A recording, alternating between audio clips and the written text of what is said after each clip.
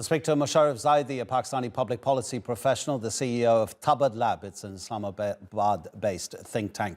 Mosharraf, I hope that we have you. I just saw your Skype connection disappear and then come back. Okay, you are there. I can see you. Thanks so much for your time. Does the fact that Pervez Musharraf was a general when he was the leader of Pakistan mean that he should automatically be classified as a military dictator? Oh, absolutely. He took power illegally. The way that he became army chief itself, what he did when he was army chief before he took power, all of those things alone merit him being court-martialed many times over.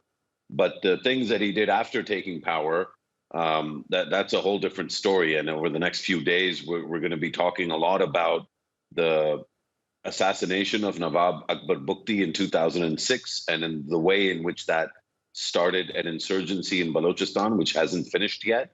The manner of his partnership with the U.S. war on terror, his closeness and intimacy with George W. Bush, his contempt for Afghan leaders, whether it was Hamid Karzai or anybody else, his faux efforts to demonstrate that he was somehow a peace builder or bridge maker with India.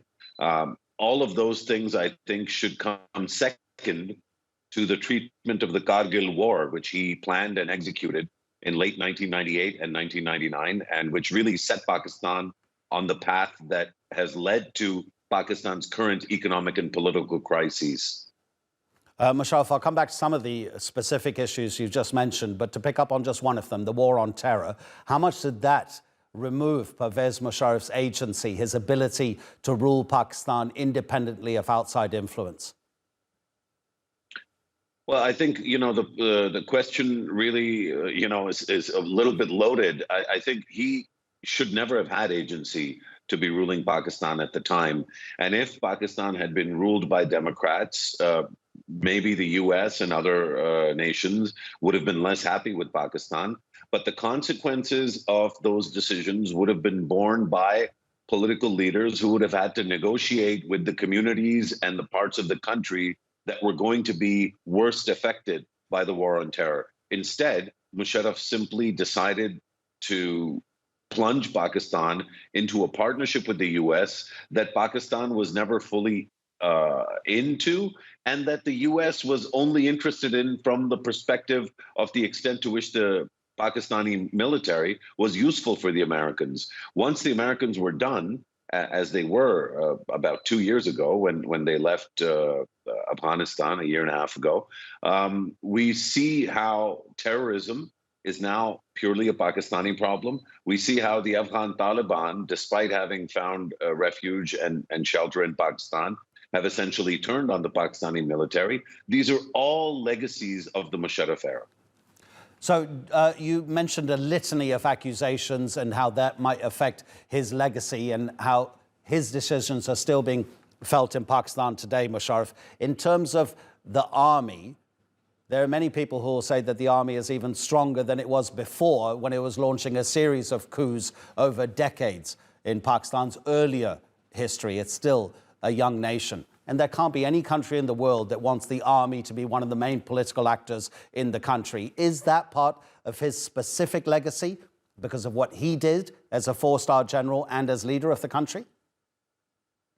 Many of the current leaders in this country, both in the opposition and in government, owe their political careers to General Musharraf. So I think whether it's the military or it's the civilians on both sides, because he singularly dominated the country for almost a decade, almost every part of national life in Pakistan is affected by the period. I think the military being strong in a country that is every year weaker and weaker and weaker, that's really an indictment of the military itself. And I think it's high time, with his passing away, for military leaders, especially serving military leaders, to really think about the legacies of their predecessors and the kind of legacies that they want to have. But if Pakistan is going to be all that it can be, and Pakistan can be much more secure, its people can be much more prosperous, it can be a much more powerful country if it is allowed to be. But the principal obstacle to that is the military's strong belief that only military leaders know what's best for the country. That is entirely not just a legacy of Musharraf, but I would say the entire Musharraf era, both pre-takeover and after takeover, was really predicated on this singularly and deeply false narrative of the military knowing better what's good for the Pakistani people. Mosharraf Zaidi, really appreciate it. Thank you so much indeed.